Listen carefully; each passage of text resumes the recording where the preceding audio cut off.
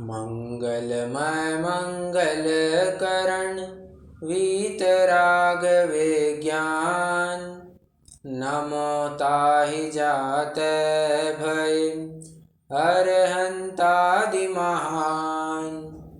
करि मंगल करि हो महा ग्रंथ करन को काज। जाते मिले समाज सब पावे निज पद राज।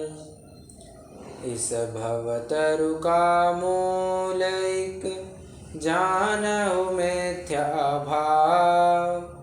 ताको करि निर्मूल अब करिए मोक्ष उपाय।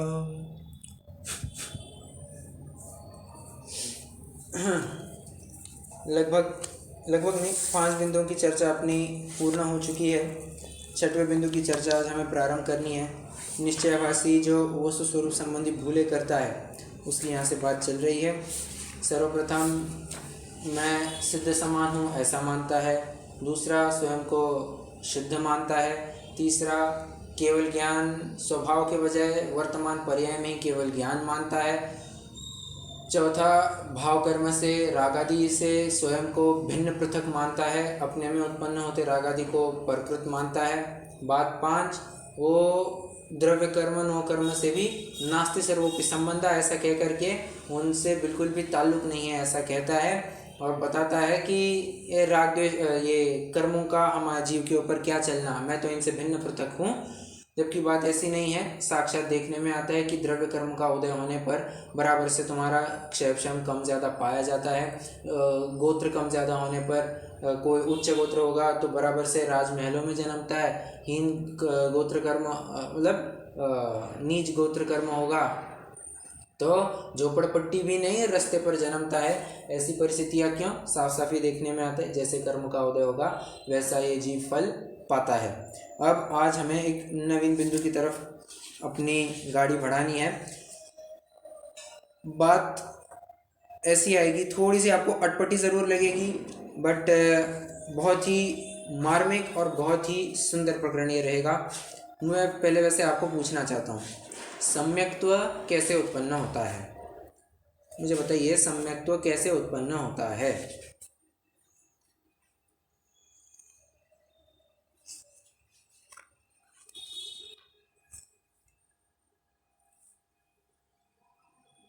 अरे बहुत सरल सा प्रश्न है। सम्यक्त्व कैसे उत्पन्न होता है, प्रकट कैसे होता है?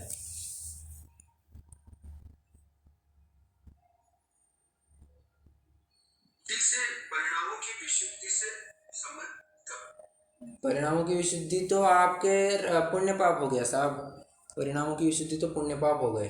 वो तो पात्रता के लिए आवश्यक है। पात्रता विशुद्धि से चेक होती है। सम्यक तो कैसे प्रकट होगा? बड़ा ही सरल सा प्रश्न। कर्णानुयोग में मत जाइए, कर्णानुयोग का प्रश्न ही नहीं है मेरा। प्रसंग संगत बात कीजिए। अरे लेमैन्स लैंग्वेज में चलो, मान के चलिए आपको कुछ भी नहीं आता। एक लेमैन्स लैंग्वेज या फिर एक लेमैन को अगर पूछेंगे कि सम्यक तो कैसे उत्पन्न होता है, वो क्या उत्तर देगा?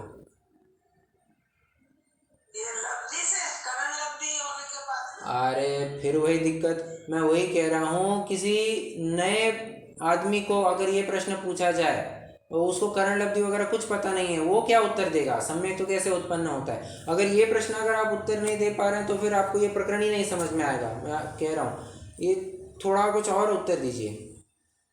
यह प्रकरण महत्वपूर्ण है, बहुत महत्वपूर्ण है ये 6वां बिंदु। कोई नवीन जीव होगा प्राक पदव्याम, जो नया नया इस मार्ग में बढ़ा है, उसको यदि पूछे कि सम्यक तो प्रकट करना है तो वो क्या उत्तर देगा?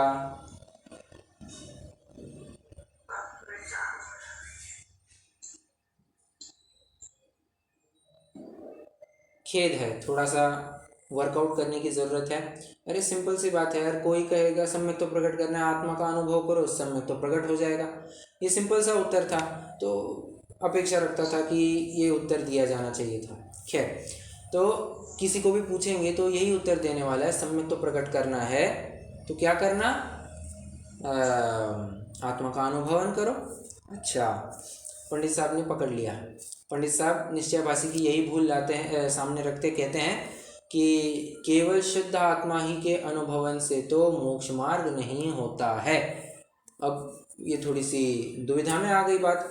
एक तरफ तो आप कहते हो कि आत्मा के अनुभवन से, आत्मानुभूति से प्राप्त तत्व में ज्ञानानंद स्वभावी हो, ऐसा हम रोज रोज पढ़ते हैं। और एक तरफ पंडित साहब क्या कह रहे हैं कि केवल शुद्ध आत्मा ही के अनुभवन से तो मोक्ष मार्ग नहीं होता है। अब ये क्या चक्कर है, अब ये समझना। देखिए, आपको इस बिंदु में थोड़ा कंसंट्रेशन रखना ही पड़ेगा। नहीं रखेंगे तो फिर से वही बात, कुंती का कुति होने में देर नहीं लगेगी। ऐसी बात है। क्या कह रहा था मैं? हाँ, तो प्रश्न एक उपस्थित होता है, शुद्ध मतलब क्या? पंडित साहब तो पहले उसकी यही भूल निकाल रहे हैं कि तुझे शुद्ध का अर्थ ही पता नहीं है, तू शुद्ध आत्मा का अनुभवन क्या करेगा? शुद्ध आत्मा का अनुभवन क्या है तुझे कुछ पता ही नहीं। क्यों? क्योंकि नए विभाग अनभिज्ञोसी, तुझे नए विभाग का ज्ञान ही नहीं है। नए विभाग का ज्ञान होता तो इतना हमको लिखना ही नहीं पड़ता। तुझे नयों का ज्ञान ही नहीं है, इसलिए तू इस दिक्कत में आकर के फंसा है। वो क्या मानता है? वो ये विचार करता है कि मैं सिद्ध समान शुद्ध हूँ, मैं केवल ज्ञान आदि से सहित हूँ, द्रव्य कर्म नो कर्म से रहित हूँ, ये जन्म मरण आदि मेरे कुछ नहीं है, ये मैं सब प्रभाव मेरे नहीं है, कुछ भी मेरा नहीं है, मैं तो एकदम त्रिकाल शुद्ध हूँ, शुद्ध शुद्ध, ऐसा स्वयं को शुद्ध अनुभवन करता है। अब एक बात समझना, शुद्ध अनुभवन करता है, सो शुद्ध चिंतन करता है, इस प्रकरण में बात चल रही है। ये जो बिंदु है और जो अपन ने दूसरा बिंदु देखा था, स्वयं को शुद्ध मानता है, थोड़ा अलग है। वहां पर स्वयं को शुद्ध वो मान्यता के स्तर पर, यहाँ पर चिंतन के स्तर पर चल रहा है, मतलब यहाँ पर ज्ञान के स्तर पर बात चल रही थी, वहां पर श्रद्धान के स्तर की बात आ गई थी। ठीक है, जो दूसरा बिंदु था वहां पर स्वयं को श्रद्धान में ही शुद्ध मान लिया है, मतलब पर्याय में ही शुद्ध मान लिया। ठीक है, यहाँ पर ज्ञान में शुद्धता मान रहा है, मतलब चिंतन के स्तर पर वो स्वयं को शुद्ध शुद्ध शुद्ध ऐसा चिंतन करता है। पंडित साहब कहते हैं कि देख, द्रव्य दृष्टि से यदि विचार आ जाए तो द्रव्य तो शुद्ध अशुद्ध पर्यायों का पिंड है, और पर्याय दृष्टि से विचारे तो पर्याय में तो तुम्हारी वर्तमान पर्याय तो अशुद्ध है, तो स्वयं को शुद्ध कैसे मानता है? फिर से ध्यान से समझिए, गौर कीजिए। पंडित साहब उसको कह रहे हैं कि स्वयं को शुद्ध मानता है। स्वयं को शुद्ध किस प्रकार मानता है? यदि तू द्रव्य दृष्टि से विचार करेगा तो द्रव्य दृष्टि से तो यह द्रव्य शुद्ध अशुद्ध पर्यायों का पिंड है। अब यहाँ पर द्रव्य दृष्टि मतलब प्रमाण का द्रव्य लेना। यहाँ पर समझना, बहुत बारीक बात है, बहुत बारीक बात है। यहाँ पर द्रव्य दृष्टि मतलब प्रमाण का द्रव्य लेना। ऐसा क्यों? यहाँ पर वो परम शुद्ध निश्चय नय वाला द्रव्य क्यों नहीं लेना? द्रव्यार्थिक नय वाला ध्रुव ऐसा क्यों नहीं लेना? ये थोड़ा मैंने कुछ लॉजिक सोचा है, पर आप भी विचार कीजिए, क्यों नहीं लेना? यहाँ पर प्रमाण का द्रव्य क्यों लिया? द्रव्य दृष्टि मतलब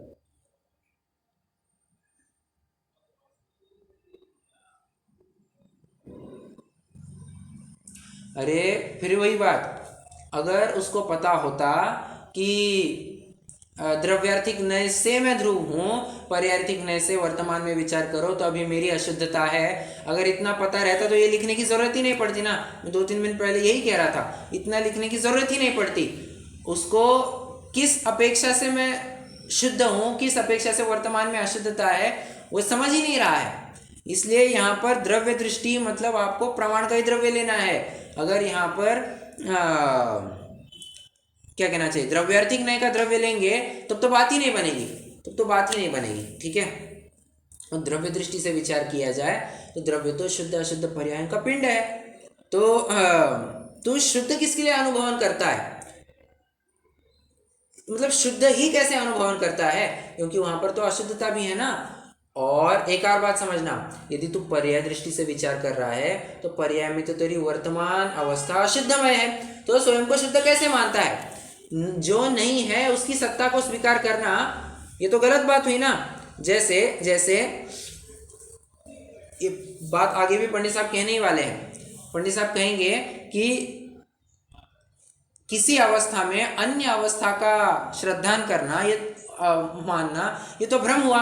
जैसे मुझे बताइए, आज देश में किसकी सरकार चल रही है? बीजेपी की चल रही है, ठीक है। कोई भ्रम से अगर ये माने कि नहीं तो साहब कांग्रेस की सरकार चल रही है, ये बीजेपी वाले क्या करते हैं, कांग्रेस की सरकार चल रही है, कांग्रेस की सरकार चल रही है, मुझे बताइए, अगर उसको क्लियरेंस मिलना रहेगा, राहुल गांधी देगा या मोदी अप्रूवल करेगा? कौन कौन अप्रूव करेंगे? राहुल गांधी जी अप्रूव करेंगे या मोदी जी अप्रूव करेंगे उसका डॉक्यूमेंट जो अप्रूव करवाना है?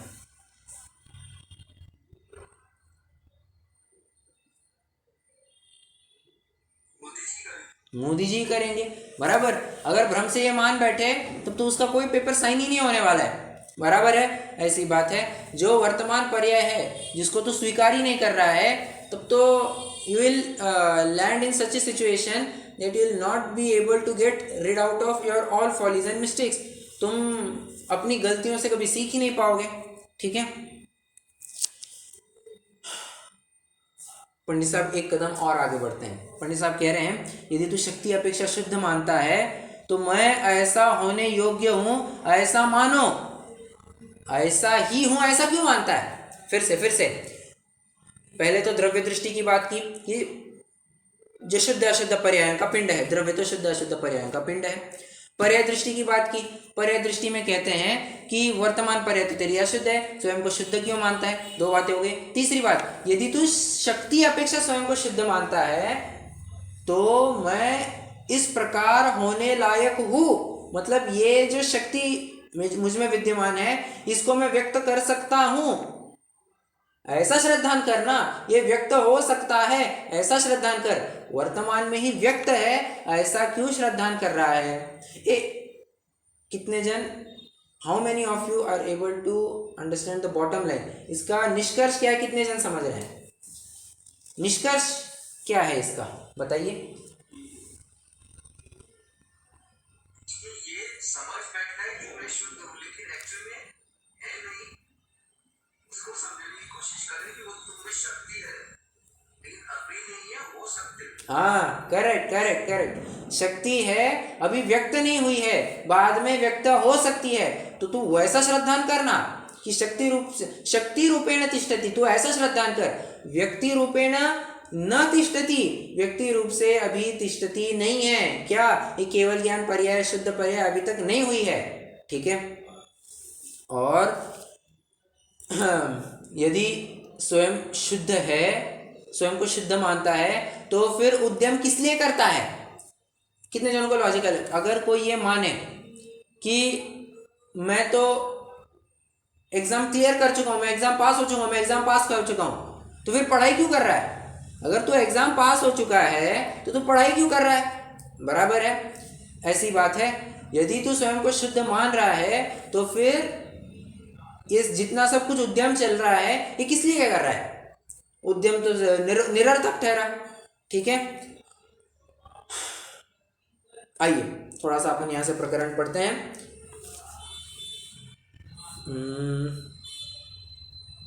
हाँ, पेज 198 पर है, लास्ट पैराग्राफ। तथा जिनवाणी में तो निश्चय सम्यक दर्शन ज्ञान चरित्र की एकता होने पर मोक्ष मार्ग कहा है। सो इसके सम्यक दर्शन ज्ञान में 7 तत्वों का श्रद्धान और जानना होना चाहिए, सो उनका विचार नहीं है। और चारित्र में रागादिक दूर करना चाहिए, उसका उद्यम नहीं है।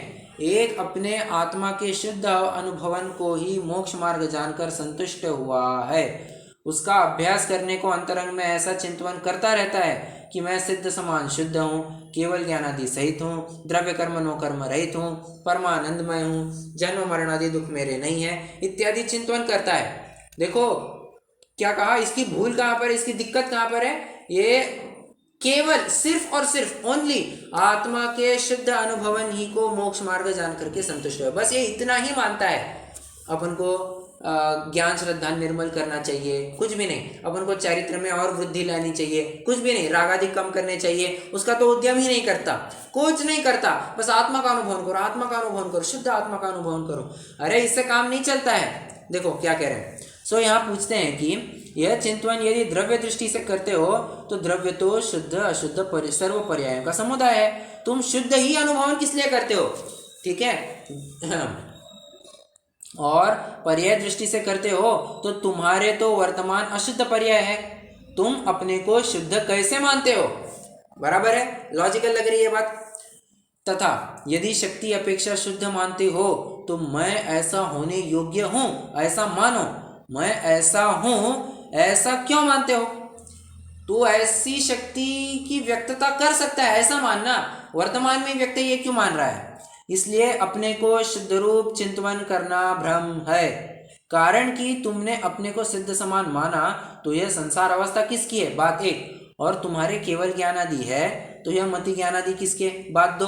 और द्रव्य कर्म नो कर्म रहित हो तो ज्ञान आदि की व्यक्तता क्या नहीं है? बात तीन। परमानंदमय हो तो अब कर्तव्य क्या रहा? बात चार। जन्म मरण आदि दुख नहीं है तो दुखी कैसे होते हो? बात पांच। इसलिए अन्य अवस्था में अन्य अवस्था मानना भ्रम है। ये आप कहेंगे ये पांच बातें कहाँ से लाई? ये जो ऊपर लिखी है ना, मैं सिद्ध समान शुद्ध हूँ, बस बस बस ये पांच बातें यहीं पर यहाँ से उठा ली उन्होंने। सिद्ध समान शुद्ध हूँ, पंडित साहब उत्तर लिखते हैं तो संसार अवस्था किसकी? अब एक चार्ट बनाना, ये चार्ट बनाना इसका अब ये होमवर्क के रूप में ले लीजिए। चार्ट बनाना है, लेफ्ट में लिखिए मिथ्या दृष्टि की मतलब निश्चयाभासी की भूल, राइट में लिखिए पंडित जी का निराकरण। तो मिथ्या दृष्टि की क्या क्या भूलें हैं निश्चयाभासी की?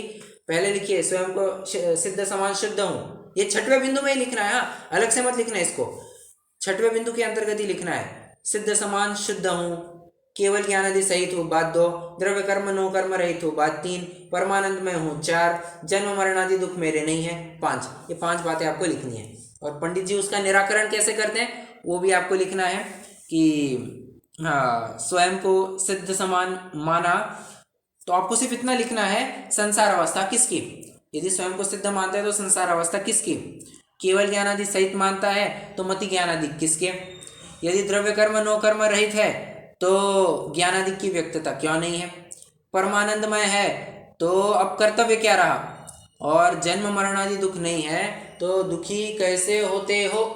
ठीक है, ये आपको बात ये लिखनी है।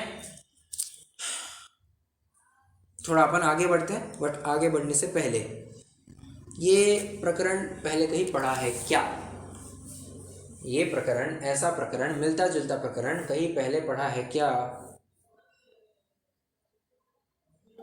स्वयं को शुद्ध मानता है,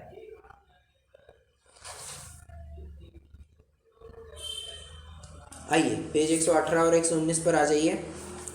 पांचवें अधिकार में जब अपन ने ज्ञान योग मीमांसा की चर्चा की थी तो वहां पर ये बात आई थी। देखिए ना, last paragraph, second last paragraph. तथा अपने को सर्वथा शुद्ध ब्रह्म स्वरूप मानना, काम क्रोधादिक व शरीरादिक को भ्रम जानना, उसे ज्ञान कहते हैं, सो यह भ्रम है। आप शुद्ध है तो मोक्ष का उपाय किस लिए करता है? आ रही है बात, सेम टू सेम प्रकरण, डिट्टो सेम टू सेम प्रकरण है। आप शुद्ध है तो मोक्ष का उपाय किस लिए करता है? आप शुद्ध ब्रह्म ठहरा तब कर्तव्य क्या रहा? आ रहे क्या? सेम टू सेम वर्ड्स आ रहे हैं। परमानंद में हो तब कर्तव्य क्या रहा? आप शुद्ध ब्रह्म ठहरा तो कर्तव्य क्या रहा? सेम टू सेम मैचिंग प्रकरण है। तथा अपने को प्रत्यक्ष काम क्रोधादिक होते देखे जाते हैं और शरीरादिक का संयोग देखा जाता है, सो इनका अभाव होगा तब होगा। वर्तमान में इनका सद्भाव मानना भ्रम कैसे हुआ? समझ में आ रहा है? वो तो क्या मान बैठा, ये तो पूरा का पूरा निश्चयभासी का प्रकरण है। वो तो अपने में होते रागादि को भ्रम ही मान रहा है। ये ज्ञान योग मीमांसा वाला क्या मान रहा है कि अपने में होते जो काम क्रोधादि है ये तो भ्रम है, ये सब भ्रम है, कुछ भी नहीं है। प्रत्यक्ष ही देखते कि तुम्हारे काम क्रोधादि हो रहे हो तो उसको भ्रम मानता है, सो कैसे बात बनती है?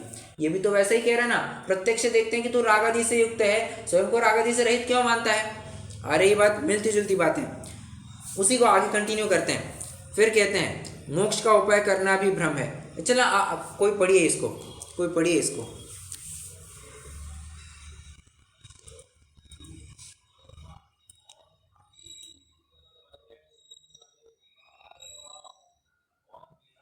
कौन पढ़ेगा?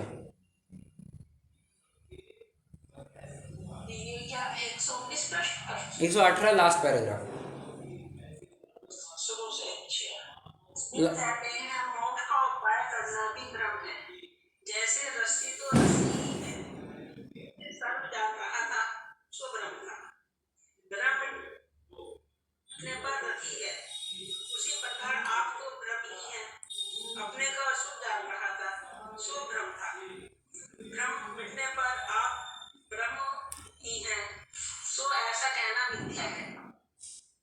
यदि आप शुद्ध हो और उसे अशुद्ध जाने तो भ्रम है, और आप काम क्रोध आदि सहित अशुद्ध हो रहा है, उसे अशुद्ध जाने तो भ्रम कैसे हो? शुद्ध जानने पर भ्रम होगा, तो उसे झूठे भ्रम से अपने को शुद्ध भ्रम मानने से की सिद्धि है। आ रही है बात? वो कहे और तथा तू कहेगा, इतनी बस एक लाइन पढ़ते हैं, यह काम क्रोधादिक तो मन के धर्म है, ब्रह्म न्यारा है। अब ये जितना भी प्रकरण है ना, ये आप थोड़ा समझ सकते हैं कि वो जो राग आदि से रहित मान रहा है ना स्वयं को, कि ये सब परकृत है, परकृत है, ये वाली बात आप यहाँ पर जोड़ना। क्या? काम क्रोध आदि तो मन के धर्म है, ब्रह्म न्यारा, ये सब परद्रव्य ने किया है, परद्रव्य ने किया है। पंडित साहब उसको फटकार रहे हैं, अच्छा मन ने किया है तो बता ये मन है किसका, जड़ का या चेतन का?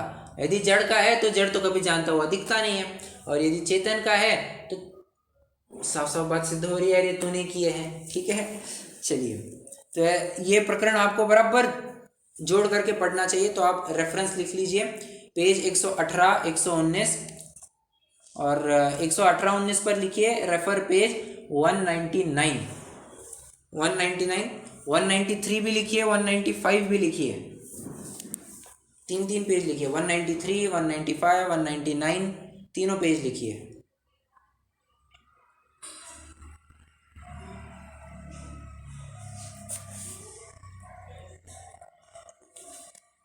प्रकरण मिलता जुलता था या नहीं था?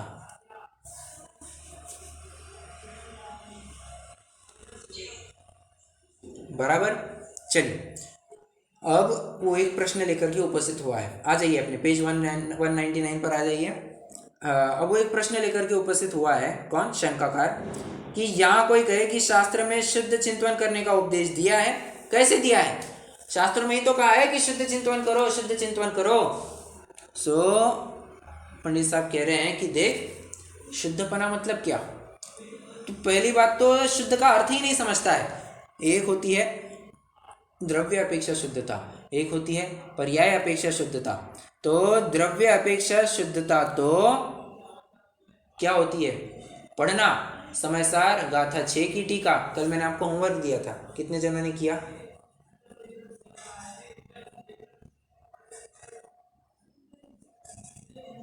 किया?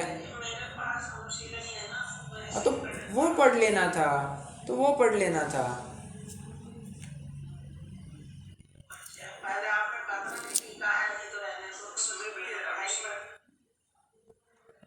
अनुशीलन में है, लेकिन टीका में अनुशीलन पहले समय में ज्ञान ही नहीं था कि समय सास मूल अलग है और मन का अनुशीलन तो टीका पहुंचने का तो माने इसके पूरे 5 वेरी खरीद लिए। अच्छा, ये ग्रंथ, मूल ग्रंथ अलग से आता है, उसका मूल ग्रंथ अलग से आता है, उसमें भी बहुत, उसमें भी और बातें हैं। नहीं ठीक है, कोई दिक्कत नहीं, उसमें भी और बातें हैं कि आपको अमृतचंद्र देव की टीका भी मिलेगी, कोई ग्रंथ आपको मिलेगा कि जयसेन आचार्य की टीका सहित भी मिलेगी आपको, आचार्य अमृतचंद्र देव की टीका, फिर जयसेन आचार्य की टीका, फिर जयचंद जी छाबड़ा का उसका उसके ऊपर भावार्थ, ये सब आपको मिलेगा उसमें। तो आप जिस प्रकार सिलेक्ट करेंगे वैसी बात है। अनुशीलन तो ये तो उसके ऊपर क्या कहना चाहिए, एक विस्तृत विवेचन किया है, प्रत्येक गाथा का क्या भावार्थ है, और एक संकलन रूप वहाँ पर प्रकरण दिया गया है कि कहाँ कहाँ क्या क्या प्रकरण आता है, ये सारी बातें अनुशीलन में दी गई है। तो जिसको डिटेल में पढ़ना है, जिसको डिटेल में समझना है, वो अनुशीलन पढ़े, और जिसको ग्रंथ, मूल ग्रंथ देखना है, वो तो एक मोटा सा ग्रंथ ही आता है उसका, तो वो पढ़ा जाए।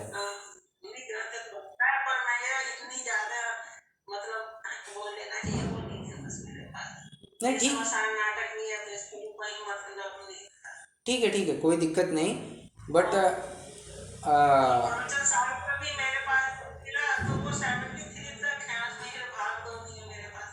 अच्छा, प्रवचन सार का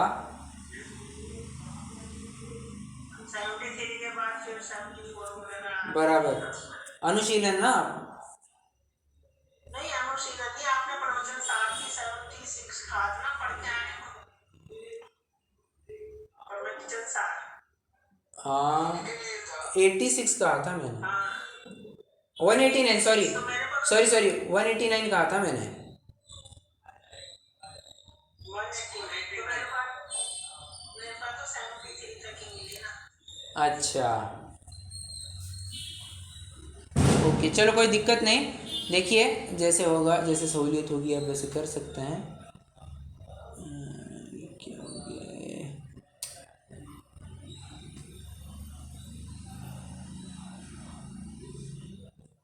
एक मिनट दीजिए, हाँ मुझे बस एक मिनट।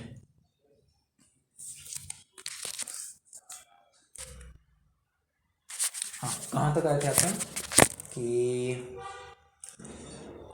हाँ चलो बात तो ये चल रही थी कि शुद्ध शुद्ध की बात चल रही थी अपनी, उसको शुद्ध का अर्थ ही पता नहीं है। तो पंडित साहब कहते हैं छठवीं गाथा की टीका पढ़ना जरा, वहाँ पर बात आई है ये शेवाशेष द्रव्यांतर भावेभ्यो भिन्नत्वेनोपास्यमान शुद्ध इत्यभिलप्यते। क्या बात आई है? पर से भिन्न, अपने से अभिन्न उपासित होता हुआ वह शुद्ध जानना। देखिए ना, द्रव्यांतर भावेभ्यो भिन्नत्वेनोपास्यमान, भिन्न उपासित होता हुआ वह शुद्ध है। पर से भिन्न, अपने से अभिन्न, ये हो गया द्रव्य अपेक्षा शुद्धपना। ठीक है कि पर से भिन्न अपने से अभिन्न मतलब अरे अपने में जो राग आदि हुए भी है, अपने में जो राग आदि भी हुए ना, वो भी अपनी शुद्धता है। अपने में जो वितरागता उत्पन्न हुई ना, वह भी अपनी शुद्धता है। कैसे? पर से भिन्न, अपने से अभिन्न। फिर से देखो,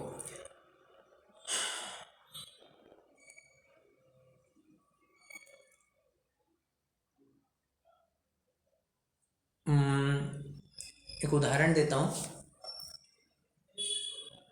कोई महिला है जो अपने पति के सामने, पति के पास बहुत जिद करती है कि मुझे अमुक अमुक वस्तु चाहिए। मान के चलिए उसको साड़ी चाहिए, ठीक है, साड़ी के लिए बहुत जिद करती है और उसको लेकर के पति में और उसमें बहुत झगड़े भी होते हैं। क्यों? क्योंकि पति की इतनी परिस्थिति नहीं है कि वो उसको एक साड़ी तक खरीद पाए, और पड़ोसियों को देख देख करके उस गृहिणी का मन ललचाता है कि अरे मेरे पास भी एक नई साड़ी होनी चाहिए। तो उसको लेकर के पति पत्नी में धमाधम मचती रहती है। अब एक बार क्या हुआ, ये पड़ोसी ने बहुत कान दे करके बात सुनी, कान दे करके वो झगड़ा सुन रहा था। और जैसे ही वो घर मालिक बाहर चला गया, ये अंदर आ गया और उसने इस महिला को कहा, मैं तुम्हारी समस्या समझता हूँ, देखो मैं यहाँ पर एक बैग लाया हूँ, एक छोटी बैग है, इसमें एक 2000 रुपये की साड़ी है, इसको तुम पहन लेना, बस खुश हो जाओ तुम। शीलवती स्त्री होगी वो क्या कहेगी?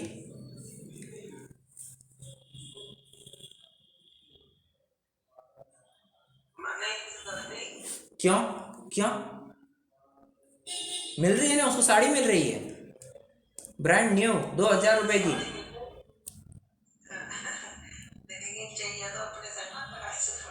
बराबर, परफेक्ट आंसर है। हम महिला ये कहेगी तूने क्या समझ रखा है, हम बहुत खुश हैं हमारे यहाँ पे, ठीक है, अरे अभी तो झगड़ा कर रहे थे, चुपचाप। झगड़ा तुम्हारे लिए होगा, हमारे लिए झगड़ा नहीं है, ठीक है। ये तो कहने की बात मेरी इतनी है कि साड़ी तो हमको चाहिए, नई साड़ी चाहिए, महंगी महंगी साड़ी चाहिए, बट अपने पुरुष से, स्वपुरुष से। और एक बात कहता हूँ, ये तो प्राय महिलाओं का स्वभाव ही है, एक किसी भी महिला का एक क्या कहना चाहिए, एक नेचर ही है कि महिला थोड़ी सी प्रशंसा प्रिय होती है, महिलाएं थोड़ी प्रशंसा प्रिय होती है। और कोई उनके रूप के ऊपर, कोई उनके वस्त्रों के ऊपर, यदि गहनों के ऊपर थोड़ा कमेंट कर दे, थोड़ी सी उनकी प्रशंसा तारीफ कर देना, तो महिलाएं क्या कहना चाहिए, बहुत पसंद करती है, फिर उनको बहुत अच्छा लगता है। अब बात ऐसी है कि कोई पराया पुरुष आकर के कहे कि तुम बहुत सुंदर दिखती हो, तो ये क्या बात हुई? तो महिला कहेगी, अरे किसने कहा मैं सुंदर हूँ, मैं सुंदर वुंदर कुछ नहीं हूँ, कुछ नहीं, निकल जाए यहाँ से, ठीक है। शीलवती नारी यही कहेगी। क्यों? महिला को सुंदर दिखना अच्छा नहीं लगता क्या? अरे महिला को तो सुंदर दिखना अच्छा भी लगता है, सुंदर कहलवाना भी पसंद करती है, बट अपने पुरुष से, स्वपुरुष से। जो भी होगा हम अपना अपना निपट लेंगे। अपने में हुई विकृति भी हमारी ही उपज है, और अपने में प्रकट हुई शुद्धता, या क्या कहना चाहिए, अपने में प्रकट हुई जो वीतराग भाव है वे भी अपनी ही उपज है। गुरुदेव इसके लिए एक बात फरमाते थे, जीव ये चतुर्गति में जो परिभ्रमण करता है, नरक निगोद में जाता है, ये उसमें भी जीव ही स्वयंभू है, और जीव जो केवल ज्ञान प्राप्त करता है उसमें भी जीव ही स्वयंभू है। मतलब क्या, तुम नरक निगोद में जाओ या मोक्ष में जाओ, ये किया कराया तुम्हारा ही है, इसके अलावा कुछ नहीं। इसी को कहते हैं शुद्धता, इसी को कहते हैं शुद्धता। क्यों? अगर मुझे बताना यदि अपने में प्रकट हुई अशुद्धता, मलिनता, अपने में प्रकट हुई मलिनता को अगर सर्वथा अगर हम प्रकृत माने, अपने में प्रकट हुई विकृति को सर्वथा यदि प्रकृत माने, हम ये कहे कि नहीं उसकी वजह से हुआ है, उसकी वजह से हुआ है, तो बताना क्या दिक्कत होगी? दिक्कत ये होगी, अपने में प्रकट होने वाली जो विशुद्धि है, जो अपने में प्रकट होने वाली क्या कहना है, स्वच्छता है, निर्मलता है, वो निर्मलता भी पराये के अधीन हो जाएगी। यदि तुम विकृति किसी के अधीन कहते हो तो स्वच्छता और निर्मलता भी तुम्हें किसी के अधीन कहनी पड़ेगी, और इसमें वस्तु स्वातंत्र की ही हत्या होती देखी जाती है। तो ये बात संभव नहीं है। जो कुछ भी होगी, तुम्हारी विकृति होगी, ये तुम्हारी अपनी है, जो कुछ भी होगा ये सब तुम्हारा अपना किया कराया है। ठीक है, इसी को कहते हैं शुद्ध। अपने में प्रकट हुई विकृति, ये भी द्रव्य की अपनी शुद्धता है। अपने में प्रकट हुए वितराग आदि भाव, ये भी द्रव्य की शुद्धता है। शुद्धता मतलब इतना ही समझना, पर से भिन्न, अपने से अभिन्न, ये अपने ही किए कराए हैं। कितने जन बात समझ रहे हैं? कितने जन समझ रहे हैं? हाँ या ना? बस एक ही उत्तर होगा यहाँ पर।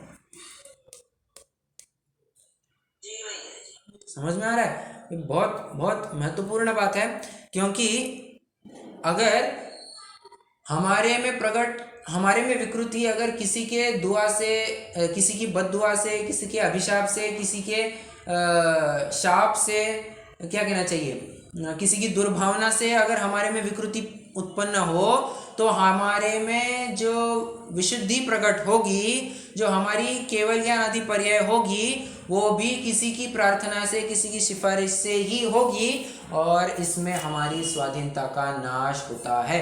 सो ये वस्तु स्वरूप को बिल्कुल भी स्वीकृत नहीं है। समझ में आ रही है बात? तो यही बात है कि द्रव्य अपेक्षा शुद्ध है। तो ये पर्याय में तो तेरी शुद्धता है ही नहीं। जो वर्तमान शुद्धता कही है ना, वो द्रव्य अपेक्षा शुद्धता कही है, और वो द्रव्य अपेक्षा शुद्धता मतलब भी पर से भिन्न, अपने से अभिन्न।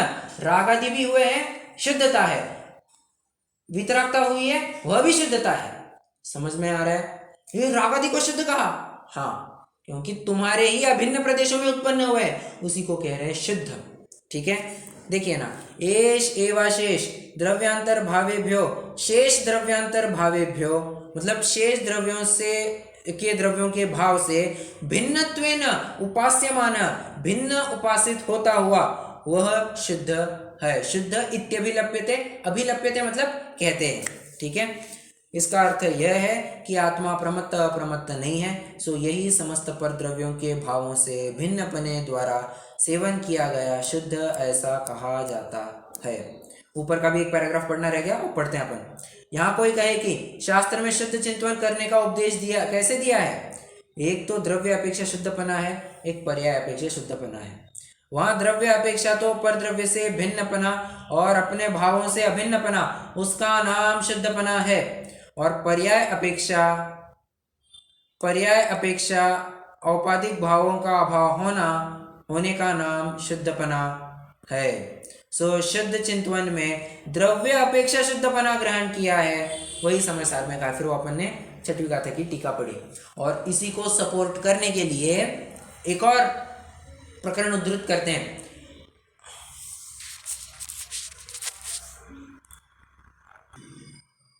हाँ, तो यहाँ पर प्रकरण क्या दिया जा रहा है? अगला प्रकरण क्या दिखाया जा रहा है? प्रकरण मतलब आधार क्या दिया जा रहा है? समयसार गाथा 73 की टीका। सकल कारक चक्र प्रक्रियोत्तीर्ण निर्मलानुभूति मात्रत्वात् शुद्ध। आगे बात, समस्त कारक चक्र प्रक्रिया से उत्तीर्ण मतलब कर्ता, कर्म, करण, संप्रदान, अपादान, अधिकरण, कुछ नहीं, दो द्रव्य में लगाओ ही मत, ये सब छोड़ो, इन सब प्रक्रिया से पार होना वही शुद्ध जानना। ठीक है, चलिए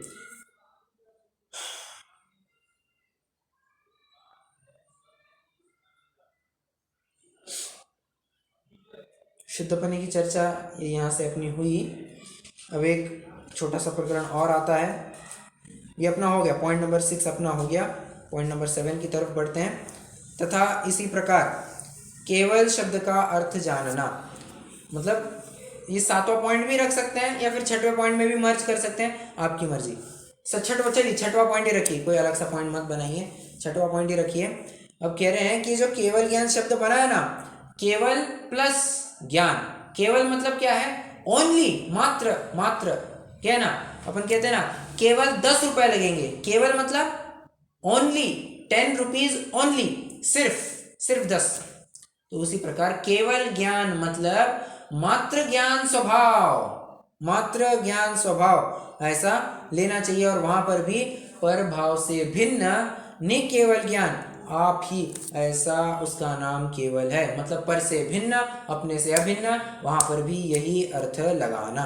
ठीक है, पर्याय अपेक्षा शुद्धपना मानने से तथा अपने की केवल ज्ञान मानने से, अपने को है चाहिए, अपने को केवली मानने से महाविपरीतता होती है। इसलिए अपने को द्रव्य पर्याय रूप अवलोकन करना, द्रव्य से सामान्य स्वरूप अवलोकन करना, पर्याय में अवस्था विशेष अवधारण करना, इस प्रकार चिंतन करने से सम्यक दृष्टि होता है। क्योंकि सच्चा अवलोकन किए बिना सम्यक दृष्टि नाम कैसे प्राप्त करें।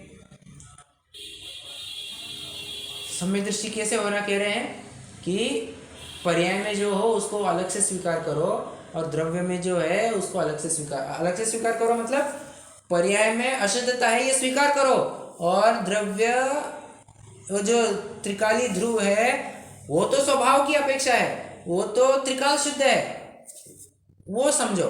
ये दो अपेक्षाएं समझो, तुम दो अलग अलग बातें हैं। तुम अपेक्षा नहीं समझोगे तो उलझना ही नियति है, उलझते ही रह जाओगे। ठीक है, और जो इस प्रकार जानता है उसको यहाँ पर सम्यक दृष्टि ऐसा कहा गया है। सम्यक दृष्टि मतलब सम्यक दृष्टि लोग ऐसा विचार करते हैं। ठीक है, हाँ, कोई प्रश्न सो फार, कोई प्रश्न?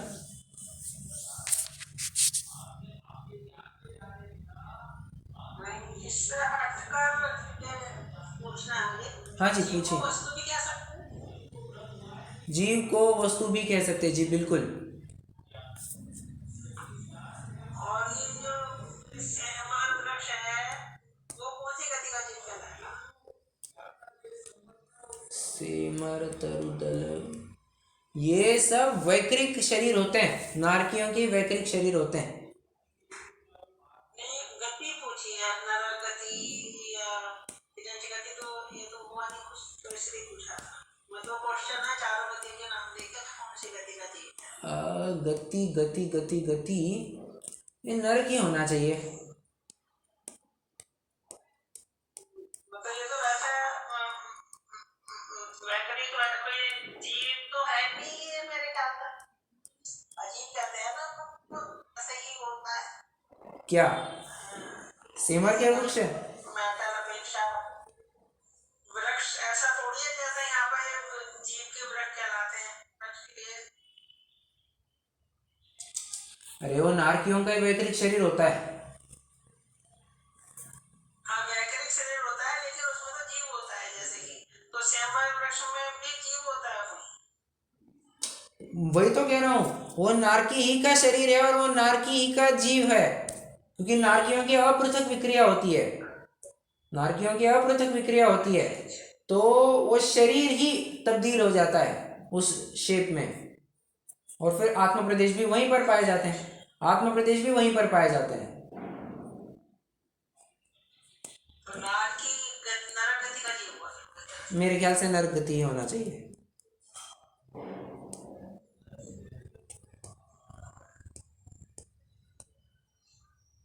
मैं सोच रही थी वहाँ मतलब होता ही ऐसा वतरणी नदी है, सेवा वृक्ष है, तो मतलब है ही वहाँ। अब इसमें भी अपेक्षाएं आती है, जैनागम में इसमें भी अपेक्षाएं आती है।